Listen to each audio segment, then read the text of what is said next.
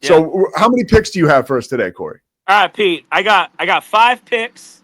I have five picks. too. Oh, you got 5 too. Okay, I got 5 picks, but then I got the mortgage bet. So Okay. it's technically 6. Well, and then I have 2 futures, so it's technically 8. But we'll go quickly, okay? Let's do it. Hold on. I want to be able to write these down as you go. Oh, Scotty's got him. Scott's right. All right, Scotty's Scotty, you got him, Scotty. Okay, Scotty. I think. Are we going in order, Scotty? I think we're gonna go in order here. That's my assumption. Yes, we're gonna start. We're going in order. All right, Pete. We have an 8 seed here that I think will cover, and that's Gonzaga -5.5. I think this is going to be part of the secret sauce of this tournament. The SEC, I know 14 teams in the tournament. They're going to have a terrible first and second round. Awful. Okay. I think it's going to be bad. I think it's going to be bad, and the selection committee is going to be under fire yet again that they let in 14 teams when honestly it was a top-heavy league. If we're being honest, there's 4 teams in that league that dominate. The other 10, Pete, I think you could have left them out, but whatever. So give me Gonzaga -5.5 over the Georgia Bulldogs in the. I liked it. Great graphic too, Scotty. All right, so we got Gonzaga. Awesome. And remember, Pete, I know you're at home. You're just picking your bracket, so the point. No, we're doing these against the spread. We're doing these against the spread. So 5.5. Gonzaga has to win by 6, and they are going to. All right. Okay. I know I just said the SEC was crap, but Arkansas +4.5. And Scotty, did we have Kansas here on accident? Is that where the check mark is going? I can't. Oh no. Okay, good. All right, just making sure. I trust Scotty Swingler. What's our boy's name? Fland? Is that his last name? He's coming back for this game. Okay, yeah. Fland is his first name. It's an interesting name. When Arkansas was at its peak this season, he was playing. He's been out a long time. Guess who's coming back in this first round match, Pete? So Arkansas will be full strength. This is probably the matchup of the 2 greatest coaches in the last 15 years, like hands down. Certainly, certainly when you look at the tournament. Well, okay. And who's the Mississippi State coach? I have no idea. But I'm saying, Scotty, I'm saying coach versus coach. You got to have both coaches in order to have that win there. So okay. So Arkansas +4.5. Kansas is on. Man, this was a season they need to forget. Move on in life. 4.5 points is too many. Arkansas underdog in this. They're going to outright win it. But give me the +4.5 just to cover the spread. Okay. All right. I got you. So you got Arkansas over Kansas +4.5. Here we go. Now, this is a big one. This is a big one. Our producer extraordinaire, Scotty, I think we're on the same page here. I love Rick Pitino and St. John's. I think this team has the grit. They clearly play defense. They're like, 4th in the country in defensive efficiency. They want to get at it. This is a team that I don't think will let up against anybody. And Omaha comes in here. Was this their first year making it? Isn't this their first year? Or I don't think so. I don't think so. Okay. Well, anyway, St. John's -18.5. They're going to lock down this Omaha team. There's no way they don't win this game going away by 27, 28 points. I mean, Omaha will not be able to score. St. John's is going to cruise. Interesting wrinkle with St. John's. I heard the stat yesterday. The last time with this type of shooting resume made it to the Final Four because they can't shoot that well, right? No. We're both Rick Pitino teams at Louisville. One won a championship and the other went to the Final Four. So the last time you looked at a team and said, oh, they can't shoot, but they play great defense. Will they make it to the tournament or win the championship? Yeah, Rick Pitino's done that twice with teams just like this. He's done it. Yeah. So I couldn't agree more. That was a big time. You're talking about the one they played in Michigan, right? I think in the finals. Or I mean, that's great Louisville team. Yeah. So give me St. John's. Give me Rick Pitino. Okay. Slaughters Omaha. Just slaughters them. Not even close. Okay. All right. Moving on. Now, we talked about Calipari, Arkansas. Now we go to his old team, Kentucky. I don't believe him, Pete. I've told you, the SEC, it's 4 teams deep. Count them, 4. Troy is going to win. Troy is going to upset Kentucky. I know the Kentucky offense is incredible. It's a beautiful brand of basketball, blah, blah, blah, blah. Troy comes in. They're hungry. They have a great point guard. I'm forgetting his name, but he was the player of the year in that conference. Troy is going to win this game. Forget the plus 10.5. You want to for sure take plus 10.5. Take the outright win here, Pete. Oh, it's plus 550. Take the win. Count your money at the table, or don't count your money at the table. Go collect it at the cage when you check out. Give me Troy. A little bit of varnish, I think. I think that's what they call it. A little bit of add to that. Mark Pope has never won an NCAA tournament game, so it could be. He's still not. He's still not going to win one. Yeah. So there you go. He's never coached to win an NCAA tournament game. So God, if he lost that game, that would be crazy. Okay. Oof. Can't wait. At first, I thought this was Troy. That's 15 minutes down the road from Waco. I had to research. Not that Troy. It's a different Troy. I'm joking. Okay. All right. Last one. This one's a little sketchy because we don't know who Illinois is going to play. Xavier or the frauds from UT that should not be in this tournament, but that's fine. So it's UT. It's Pete. I don't want to break any news, but that program has a lot of money down there. So whatever. Illinois, it doesn't matter. Xavier, UT, they could play. Who else? They're going to win this. I love Illinois. I think Illinois is a lock for the Sweet 16. I think Illinois is going to make some noise in this March Madness bracket or this tournament pool. But 5.5, they're covering the spread. Wow. Okay, I disagree, but we'll move on. I've watched one Big Ten game this season. It featured Illinois. I saw it, Pete. I saw the look in their eye. They're gonna. I saw one too where they lost to Duke by 60. So. Well, but it's Duke. It's that doesn't count. They're not playing Duke. They're playing Xavier or the frauds from Austin. So they're going to win anyway. I can't wait till Baylor beats Duke in the second round, and we're all talking about it. Okay, go ahead. Next one. All right, the mortgage. This is Mike Nelson, efficient lending mortgage. Mike Nelson. You want to buy a house?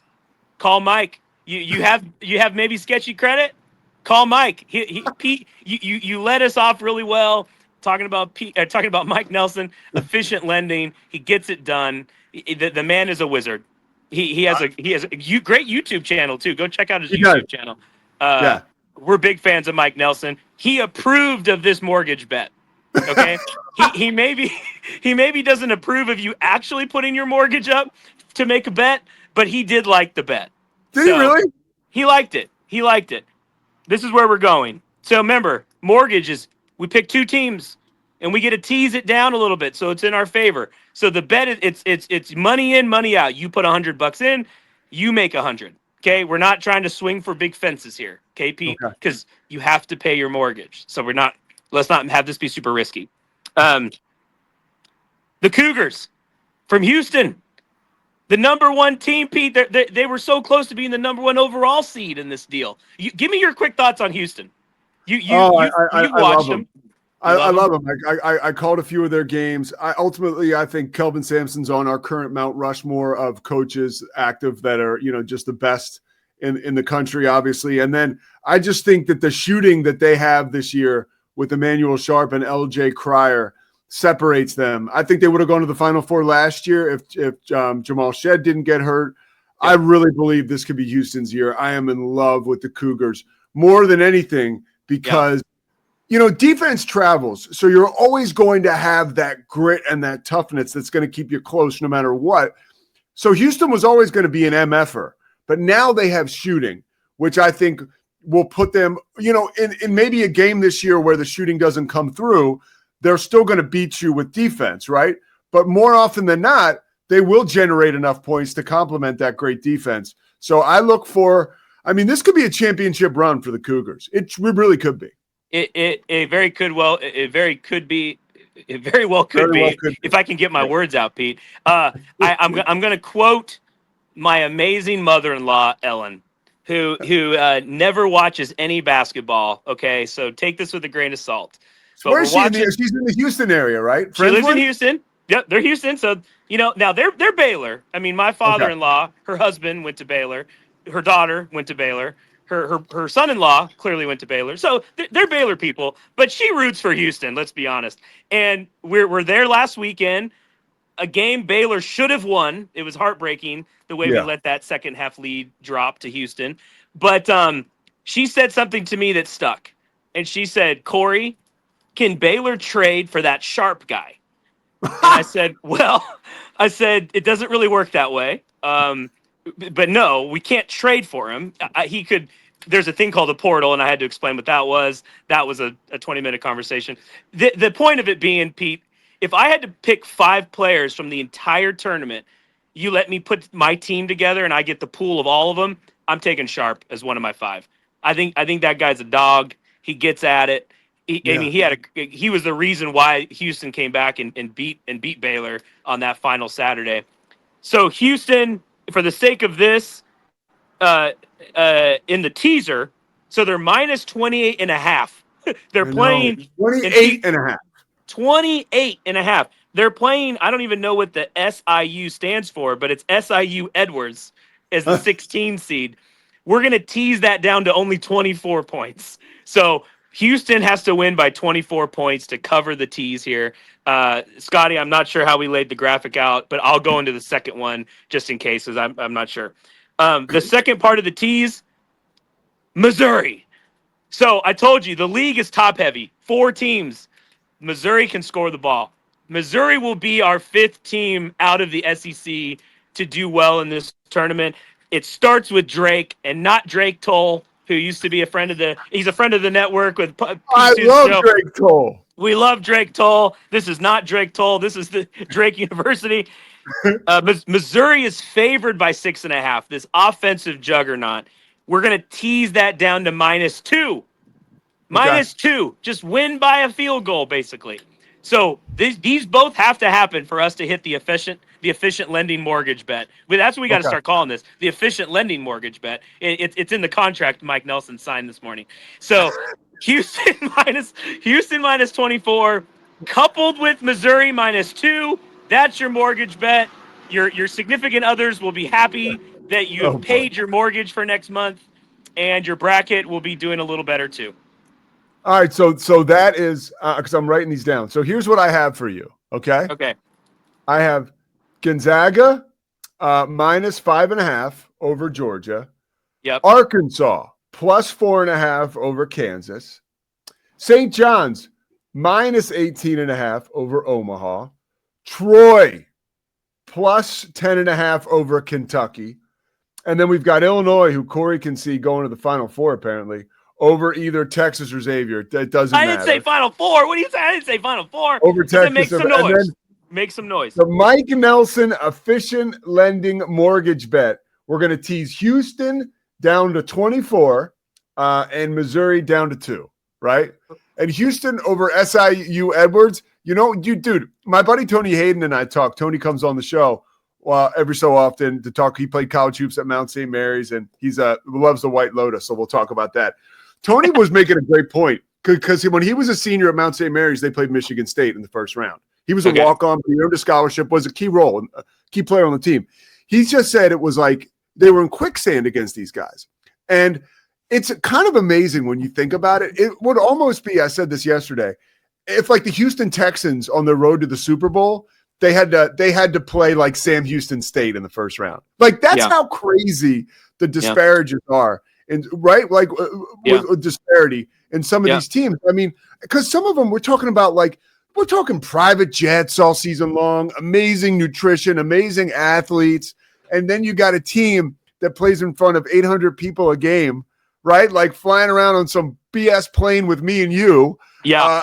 Like it's crazy. It really is. Like the NBA tournament is bananas, especially the first couple rounds. And it's one of the best things on earth because we might see an upset or two. Yeah. I think that the blueprint, and I know we went years without a 16 seed upsetting a 1. And then in the last 5, we've had it happen twice. But both times, Virginia and Purdue were more like these defensive, grind it out, throw it into Zach Edey teams. That's not Houston. They will defensively lock you down, but they can score the ball too. And that's where it's just hard for these 16 seeds to keep up offensively. They need it to be a grind of a game. Houston is not going to grind out this game. It's going to be a lot of offense. And nobody's getting comfortable over there at Houston. Like I got a chance to see them practice a couple times this year. Like the kid Uzan, who's like their best player. Yeah. In a lovingly coaching way, Kelvin Sampson just rides his ass all practice long. Yeah. Like if the guy does something great, the next play, if he does something a little off, he's like, there you are resting on your laurels. A message like that. It's like these guys stay motivated. He asked him, didn't he ask Kelvin to be like, be hard on me? Yes. He asked him that, didn't he? Yeah, he wanted that. And now, by the way, people are talking about him being a first-round pick, possibly. Yeah, well, that's what I'm saying. But the fact that you said possibly, this with the all-star guard or forward that's going in the first 5 picks, this is a team that they are not thinking. I mean, I'm sure they all think what they want to do after they play at Houston, NBA, overseas, G League, whatever. This team cares about what they need to do right now. And I think that's what is valuable when it comes to this tournament. So, okay, right. One final thing before I go. Yeah. Okay, what? You tell me. No, you go ahead. Okay, futures. Now, yes! I'm not divulging my picks because I want to pitch you and Scotty on doing a little bracket challenge. And maybe we promote that on Rogue Media for the next couple of days, see how many people we get to sign up. I'll talk to you about that later. So I'm not going to tell you my picks. But I'm going to tell you my value picks here for the future, for futures of the NCAA tournament. And we look at the odds here. You have the Duke Blue Devils at plus 280, Florida at plus 390, Auburn, Houston. These are the favorites. We got to dig down, Pete, to find the gold. Yeah. And we got 2 here. Okay? These are teams that are a little bit long shots, odds-wise, but are still solid teams that if they found themselves in the championship game, you would not be surprised. And the first team from the Big 12, Texas Tech, and our other team, St. John's, who we talked about already, plus 3,000 and plus 3,200. That means you put $100 in, you win $3,000. I mean, Pete, if you saw Tech or St. John's in the championship game, would they be massive underdogs against whoever they would be playing? You're telling me that – hold on. I got to wrap my brain around this. You're telling me that St. John's is a 32 to 32 to 1 odds. I'm looking at it here on FanDuel. Crazy. Now, I think that's because clearly FanDuel values the top 4 seeds heavily. And then the fifth best odds is Alabama at 20 to 1. That's your 5th best odds. You almost could just go down the list and start, selecting certain picks if you wanted. You could take. I'll tell you what. Usually, I cut clips after the show. My first stop is putting a bet in on St. John's to win the national championship after this. Thank you very much, Cory Dickman. That's why I'm here. I think we're all aligned. Scotty likes St. John's. I'm feeling St. John's. You like St. John's. Next up, I got Rick Pitino's calling in to give us his pregame speech. We're good. Brought to you by Efficient Lending, Mike Kelson. So maybe not, but maybe Rick Pitino, after they win the championship, maybe comes on the Pete Sousa show. Maybe he does, or maybe we catch up with him this summer. Maybe it's not an instant interview. But maybe it's something we work on. Let it breathe a little bit.